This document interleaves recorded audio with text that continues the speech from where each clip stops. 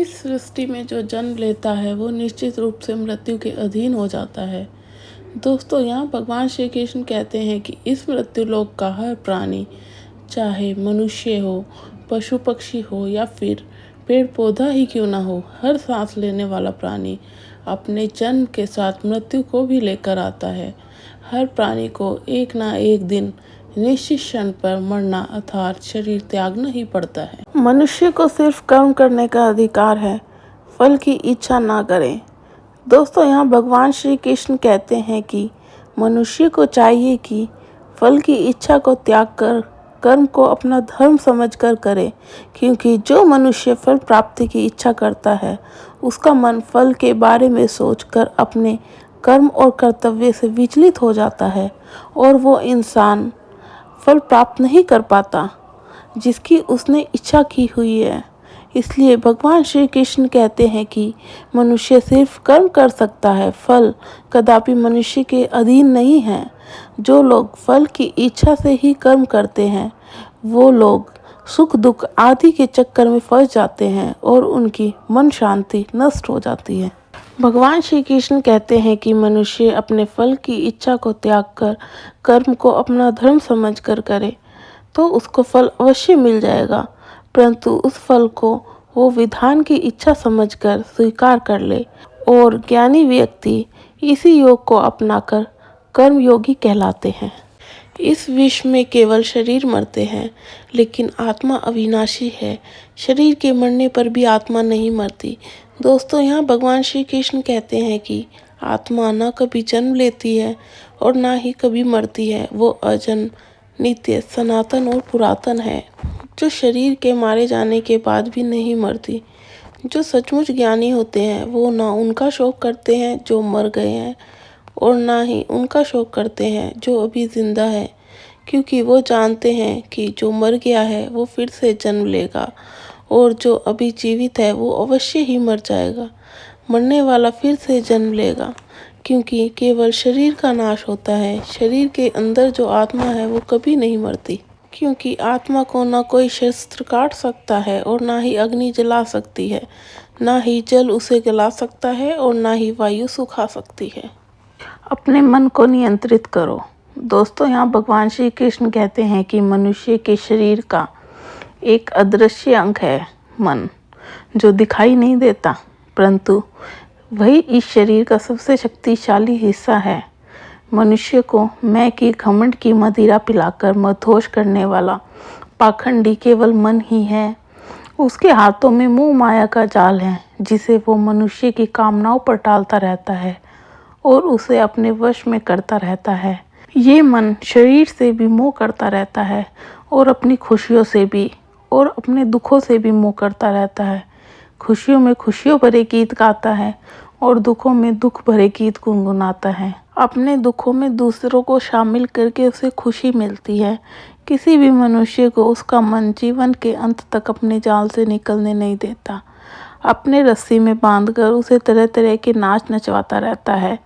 ऐसा तब तक होता रहता है जब तक हम मन के अधीन रहेंगे, जब तक हमारा मन हमें नचाता रहेगा। मनुष्य का मन मनुष्य को इतनी फुर्सत नहीं देता कि वो अपने अंतर में झांक कर अपनी आत्मा को पहचाने और आत्मा के अंदर जिस परमात्मा का प्रकाश है उस परमात्मा का साक्षात्कार करे। किसी भी जीवित प्राणी के लिए आवश्यक है कि प्राणी अपने मन को काबू में कर अपने अंतर में झांक कर अपनी आत्मा को देखे। तब तक उस आत्मा के अंदर उसे परमात्मा का प्रकाश स्पष्ट दिखाई देगा और उसी को ही परमात्मा का साक्षात्कार कहते हैं। हमारा शरीर और मन कैसे काम करता है? दोस्तों, यहाँ भगवान श्री कृष्ण कहते हैं कि मनुष्य का शरीर एक रथ के भांति है, जैसे आँख, कान, नाक, जीभ और त्वचा आदि। इन इंद्रियों घोड़ों को जो सारथी चलाता है वो सारथी ही हमारा मन है और उस रथ में बैठा हुआ स्वामी वही हमारी आत्मा है। मनुष्य की इंद्रियां विषयों की ओर आकर्षित होती रहती है और ये सब तभी तक हो सकता है जब तक जीवात्मा अपने मन के काबू में ना लाए। जब तुम स्वयं मन के अधीन ना रहकर अपने मन को अपने अधीन कर लोगे तो वही मन एक अच्छे सारथी की तरह तुम्हारे शरीर रूपी रथ को सीधे प्रभु के चरणों में ले जाएगा। यदि मन तुम्हारा स्वामी है और तुम उसके अधीन हो, तो वो तुम्हें माया के बंधन में जकड़ता रहेगा, और जब तुम अपने मन पर काबू पालोगे तो उसके स्वामी हो जाओगे, और वही मन तुम्हें मोक्ष के द्वार तक ले जाएगा। गीता के अनुसार खुशी के 3 प्रकार: तामसिक, राजसिक और सात्विक खुशी। दोस्तों, यहाँ भगवत गीता के अनुसार इस दुनिया में 3 प्रकार की खुशियाँ होती है। पहली, तामसिक खुशी। दोस्तों, पहली प्रकार की तामसिक खुशी हमें ज़्यादा सोने से या ज़्यादा आलसी होने की वजह से मिलती है, यानी कि आराम करने वाली खुशी। राजसिक खुशी। दोस्तों, राजसिक खुशी जो हमें किसी मटेरियल गोल को अचीव करने के बाद मिलती है, जैसे कि पैसा कमाना, गाड़ी खरीदना, दारू पीना आदि चीज़ें जो करने से हमें खुशी मिलती है, वो राजसिक खुशी कहलाती है। सात्विक खुशी। दोस्तों, जो ये तीसरे प्रकार की खुशी होती है ना, वो सात्विक खुशी कहलाती है। भगवत गीता ये कहती है कि तामसिक और राजसिक ये दोनों खुशियाँ अस्थायी होती है, पर सात्विक खुशी ना वो पहले हमें जहर की तरह लगती है, ना बाद में शहद की तरह लगती है। दोस्तों, लॉन्ग टर्म और परमानेंट खुशी हमें अनुशासन और आध्यात्मिक स्टडीज करने से ही मिलती है। जैसे सात्विक खुशी कहते हैं, आत्मा एक शरीर छोड़ती है और दूसरा धारण करती है। दोस्तों, यहाँ भगवान श्री कृष्ण कहते हैं कि इस संसार में केवल 2 ही वस्तु है, एक शरीर और दूसरी आत्मा। इस शरीर में रहने वाली जो आत्मा रूपी शरीर ही है, वो कभी नहीं मरता, और जो शरीर है वो सदा रहता नहीं है। आत्मा एक शरीर छोड़ता है और दूसरा शरीर धारण कर लेता है। बिल्कुल वैसे ही मनुष्य अपने पुराने कपड़े उतार कर नए कपड़े धारण कर लेता है। आत्मा नित्य है, इसलिए वो नहीं बदलती, परंतु शरीर नाशवान है, इसलिए एक ही आत्मा के कई शरीर बदलते हैं। इसलिए हर जन्म में आत्मा नए नए शरीर धारण कर लेती है। प्रारब्ध केवल मनुष्य का बनता है। दोस्तों, यहाँ भगवान श्री कृष्ण कहते हैं कि अगर कोई सांप किसी मनुष्य को अकारण काटता है तो उस सांप को उसका पाप नहीं लगेगा।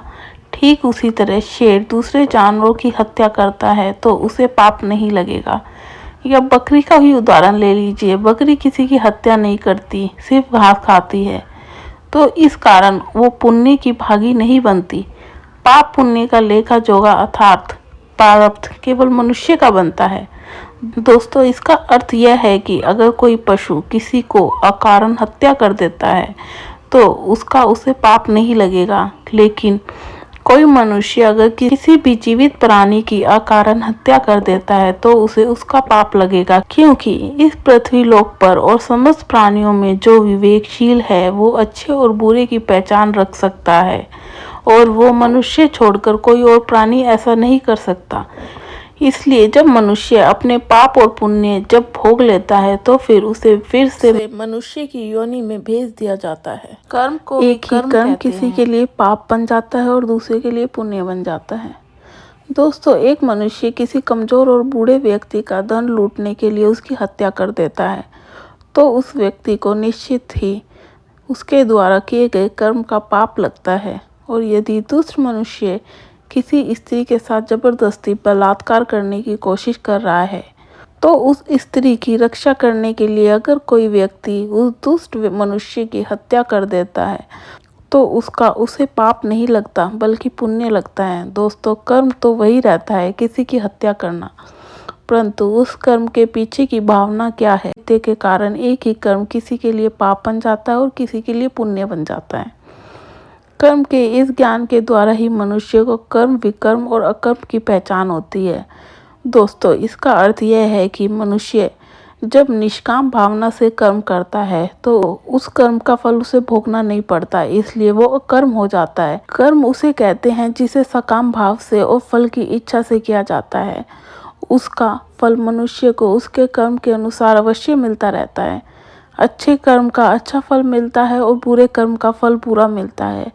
और जो असत्य, कपट, हिंसा और अनुचित और निश्चित कर्म को विकर्म कहते हैं। हर मनुष्य का प्रथम धर्म क्या है और अपने धर्म का विधान मनुष्य खुद बनता है। दोस्तों, इसका अर्थ समझाते हुए भगवान श्री कृष्ण कहते हैं कि धर्म का जो विधान है, अगर उसे किसी दूसरे ने बनाया है तो वो तुम्हारा धर्म नहीं हो सकता। तुम्हारा धर्म वही है जिसे तुमने स्वयं बनाया है, जिसे तुम्हारी आत्मा ने स्वीकारा है। धर्म एक व्यक्तिगत चीज है जिसका फैसला व्यक्ति को खुद लेना पड़ता है। दोस्तों, अगर किसी गांव पर डाकू हमला करके उस गांव की लड़कियों का अपहरण कर रहे हैं और उसी समय किसी का पिता मृत्युशैया पर पड़ा अंतिम सांस ले रहा है और अपने पुत्र से बार बार पानी की एक एक घूंट मांग रहा है, उस समय उस व्यक्ति यानी उस पुत्र का क्या धर्म होना चाहिए? वो मरते हुए अपने पिता के कंठ में अंतिम सांस तक गंगा जल की बूंद बूंद टपकाता हुआ अपने पुत्र धर्म का पालन करे, या फिर उसके गांव की लड़कियों पर जो संकट आया है उसकी रक्षा अपने हाथों में तलवार उठाते हुए उन डाकुओं का मुकाबला करे, अवश्य पड़े तो यानी अपनी जान भी गंवाकर अपने गांव की इज्जत बचाए। दोस्तों, इसका निर्णय कोई दूसरा व्यक्ति कैसे कर सकता है?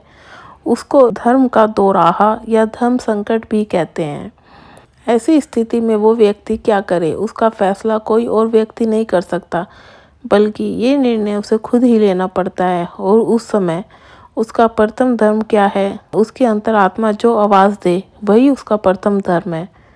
इसलिए दोस्तों, हर व्यक्ति का धर्म व्यक्तिगत होता है और मनुष्य अपने धर्म का विधान मनुष्य खुद बनता है।